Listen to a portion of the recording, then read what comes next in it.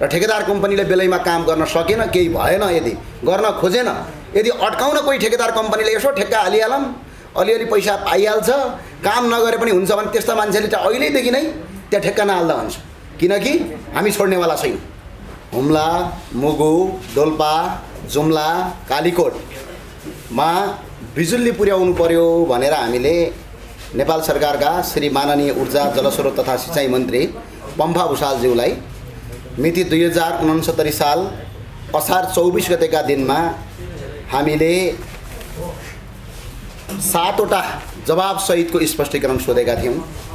त्यो जवाबसहितको स्पष्टीकरण हामीलाई मन्त्रीज्यू र उहाँको सम्बन्धित विभाग नेपाल विद्युत प्राधिकरणले 2069 साल 3 महिना 28 गतेका दिनमा हामीलाई लिखित जवाब दिएको छ। यो हो हाम्रो लिखित जवाब।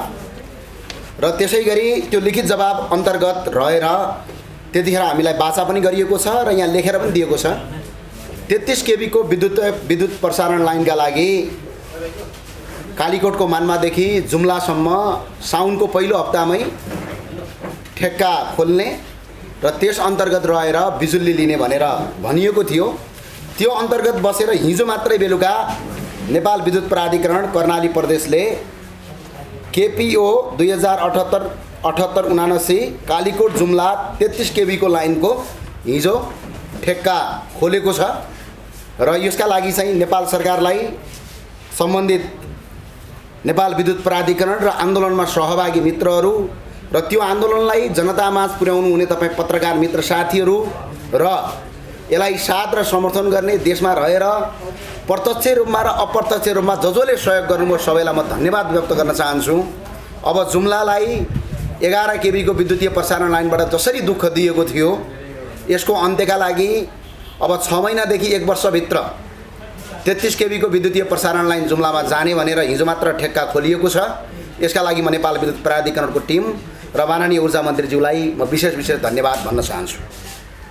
र साथै अहिले यो 33 केबी को विद्युतीय प्रसारण लाइनले मात्र हुँदैन। हामीले जवाफमा आएका थियौँ कर्णालीका मान्छे यो देशको नागरिक हुन् कि होइनन्, हामी वास्तवमा यो नेपालको नागरिक हो या होइन, यदि हो भने भारतमा बिजुली बेच्दा कर्णाली अन्धकार किन छ? आज देशभरि 95% विद्युत पुग्यो भनिरहँदाखेरि कर्णालीमा 99% विद्युत पुगेको छैन। यो किसिमको अवस्थाबाट राज्यले जसरी हामी माथि सौतेनी व्यवहार गरेको छ त्यो व्यवहारबाट माथि निस्कनका लागि हामीले क्वेसन गरेका थियौँ। त्यसको जवाफ दिनुभएको छ।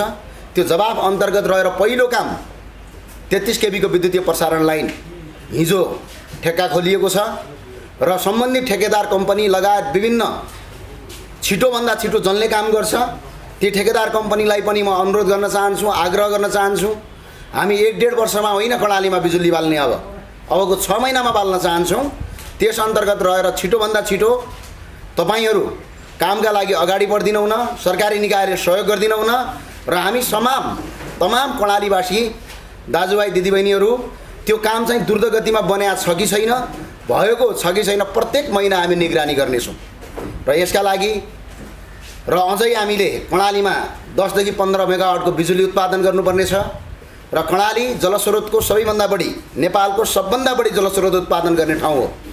त्यसका लागि विद्युतीय प्रसारण लाइन चाहिन्छ। विद्युतीय प्रसारण लाइनका लागि 132 केबी को विद्युतीय प्रसारण लाइन आज दूरदराजका जङ्गलमा पुगेको छ। तर कर्णालीको 8 देखि 9 लाख जनसङ्ख्या भएको साबिकको कर्णालीमा आज 132 केबी को विद्युतीय प्रसारण लाइन पुगेको छैन। यसका लागि पनि छिटोभन्दा छिटो टेन्डर हायर गर्नका लागि, छिटोभन्दा छिटो काम गर्नका लागि हामी अपिल र अनुरोध गर्न चाहन्छौँ। र साथै 132 केबी को विद्युतीय प्रसारण लाइन यदि जुम्लासम्म या कर्णालीका जिल्ला हुम्लासम्म यदि पुर्याउन सकियो भने त्यहाँबाट उत्पादन हुने बिजुलीलाई ल्याएर नेपालको अन्य ठाउँमा पनि बेच्न सकिन्छ। त्यति मात्र होइन, त्यहाँबाट उत्पादन भएको बिजुलीलाई भारतसम्म बेच्न सकिन्छ। त्यहाँबाट उत्पादन भएको बिजुली उत्तरको चीनमा पनि बेच्न सकिन्छ। र अझ त कति सजिलो छ भने यदि पश्चिमको बाटो हुँदै यदि जाने भने पाकिस्तानसम्म बिजुली बेच्न सकिन्छ।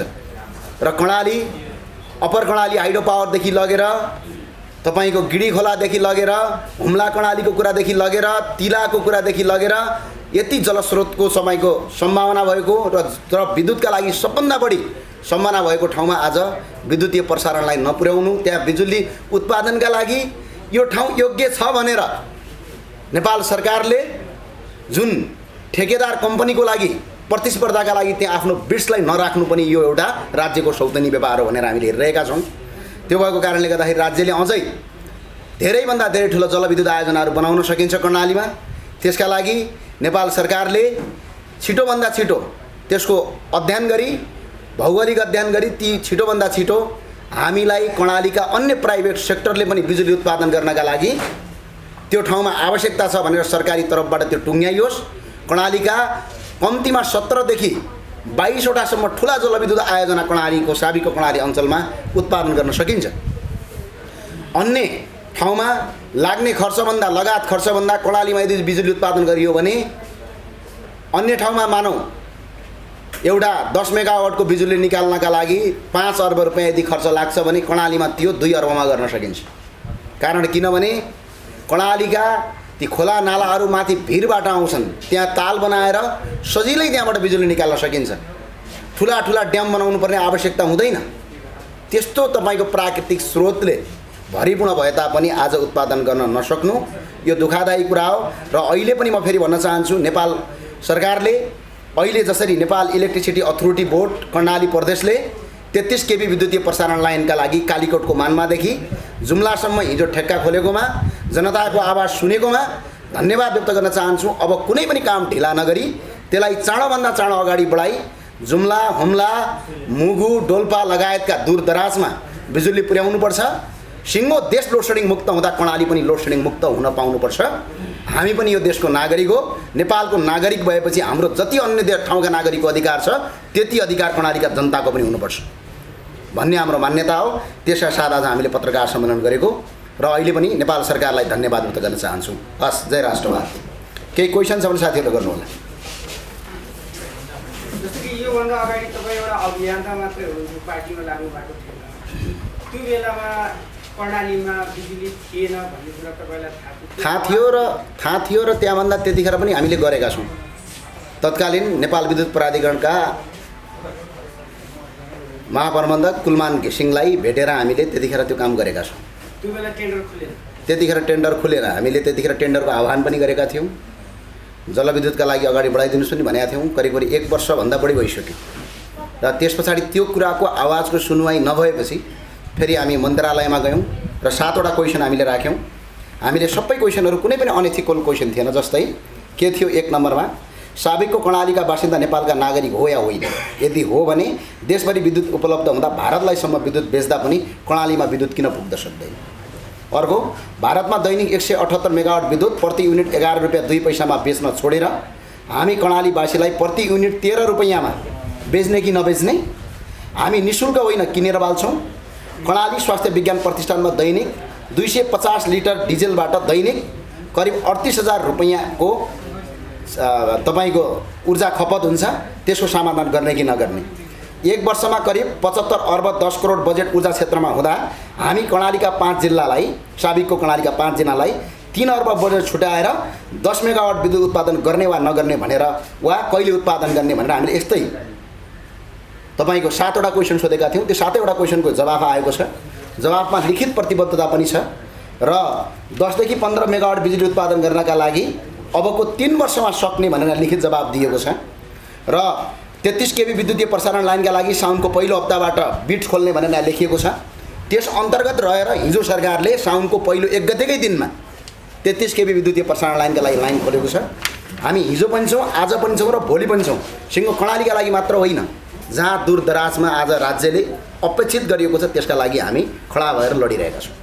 अस्ति पनि हामीले भन्यौँ, त्यतिखेरका विद्युत प्राधिकरणका निर्देशकज्यूले भन्नुभयो कि एउटा मात्र कम्पनीलाई ठेक्का दिने भन्नुभयो। एउटा मात्र कम्पनीलाई ठेक्का दिँदाखेरि 1.5 वर्ष लाग्ने भयो। हामीले भन्यौँ एउटा होइन 3टा भन्दा बढी ठेक्का दिनुहोस्, तर हिजो 2वटा ठेक्का आह्वान गरिएको छ। यसको मतलब 1 वर्षभित्र गर्न सकिन्छ भन्ने हो। किनभने एउटा कम्पनीले गर्दाखेरि समय ज्यादा लाउँछ भने 2टाले गर्दाखेरि समय कम लाग्छ। र यसका लागि हामीले के गर्छौँ भने निगरानी गर्छौँ। त्यहाँका बिजुलीका पोलहरू कहाँ पुगे, हरेक महिना काम कति भयो, काम के कारणले रोकियो, के छ भने कतिपय ठाउँमा तपाईँको बाहनाबाजी गर्ने एउटा चलन छ नेपालमा ठेकेदारहरूको। त्यो बाहनाबाजी चल्दैन। यदि त्यहाँका इन्जिनियरहरूले पनि तपाईँको गुणस्तर हुँदाहुँदै ठेकेदारलाई दुःख दिने यदि काम गरिएको छ भने त्यो पनि चल्दैन। अब हिजो के थियो हामी जान्दैनौँ, तर अब चल्दैन। त्यो चाहिँ हामी प्रत्येक कर्णालीका जनता, कर्णालीका युवाहरू, चाहे कुन पार्टी कुन दल हो त्योसँग हाम्रो कुनै पनि लेनादेना छैन। हामी सबै कर्णालीवासीहरू त्यसको निगरानी गर्छौँ। त्यो निगरानी अन्तर्गत प्रत्येक महिना कति काम भयो त्यसको विवरणसहित हामी हरेक महिना यसको तपाईँको निगरानी गर्छौँ। र ठेकेदार कम्पनीले बेलैमा काम गर्न सकेन, केही भएन, यदि गर्न खोजेन, यदि अड्काउन कोही ठेकेदार कम्पनीले यसो ठेक्का हालिहालौँ, अलिअलि पैसा पाइहाल्छ, काम नगरे पनि हुन्छ भने त्यस्ता मान्छेले त अहिलेदेखि नै त्यहाँ ठेक्का नहाल्दा हुन्छ। किनकि हामी छोड्नेवाला छैनौँ। तिनीहरूले लिएको पैसाको हर्जनासहित तिनीहरूलाई कानुनी कारबाहीसहित जेल चलान गर्छौँ। यसका लागि हामीले पहिला ट्राई पनि गरिसकेका छौँ। तत्कालीन तपाईँको ठेकेदार शारदा अधिकारीजीले रोडमा तपाईँको सुनाकोटीको रोडमा त्यो नगरेपछि हामीले उहाँको पैसासम्म फिर्ता ल्याइदिएका छौँ। यदि त्यो मानिएन भने जेलसम्म जानुपर्छ भन्ने वातावरण तय गरेका छौँ। त्यो कर्णालीमा पनि हुन्छ, त्यसमा दुई मत छैन। त्यही भएर जसले काम गर्न चाहन्छ ती ठेकेदार कम्पनीले हालुन्, काम गरून्, नीतिमा बसुन्, उहाँलाई जति फाइदा खाने सरकारी रेट छ त्यति खाउन्, तर ठेक्का लिएर पार्टीको नेता र कार्यकर्ता हुँ भनेर ओहो मैले त प्रधानमन्त्री चिनेकै छु, प्रधानमन्त्री मेरै पार्टीका मान्छे हुन्, अर्थात् मैले यो मन्त्री चिनेकै छौँ, अर्थात् यो डिजी चिनेकै छौँ। यहाँ डिजीको पनि केही चल्नेवाला छैन। त्यहाँ यदि काम भएन भने डिजीमाथि पनि कारबाही हुन्छ। किनभने यो शैलीलाई सरकारलाई धन्यवाद र ठेकेदारलाई खबरदार भनेको ठेकेदारलाई पनि सहयोग हो, सरकारलाई त विशेष धन्यवाद पनि हो, ठेकेदारलाई पनि सहयोग हो। काम गर्नेका लागि त सुनमा सुगन्ध भयो, अल्छी गरेर खानेलाई तपाईँको कान ओइठाउने नै भयो कि यो। तपाईँलाई सलाम ठोक्नेलाई त फेरि अलिकति नम्र भइहाल्नुहुन्छ भन्ने के छ? खै तपाईँलाई आसन ठोकेको छैन, मैले त्यस्तो केही नर्म नै छैन। मलाई सलाम ठोक्नुपर्छ भन्ने केही पनि छैन, त्यस्तो आशमा हामी भएका पनि छैनौँ। र हामीले नीतिगत रूपमा काम गर्ने हो, नीतिभन्दा बाहिर गएर कसैले गर्ने भन्ने कुरा नहुँदैन। अरू केही क्वेसन छ भने साथीहरू सोध्दा हुन्छ।